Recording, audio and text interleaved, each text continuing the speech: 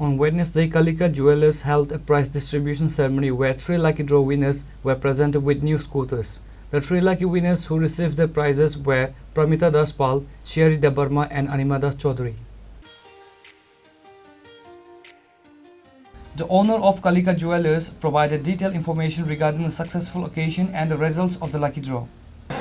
আমাদের আজকে ওই মেগা লাকি ড্র ডেলিভারি হবে যারা ভাগ্যবান পেয়েছেন তাদের নাম হলো প্রতিমা দাস পাল আর শিয়ারি দেববর্মা আর অনিমা দাস পাল চৌধুরী অনিমা দাস চৌধুরী তাদের হাতে আমরা এইগুলো আজকে উঠিয়ে দেব।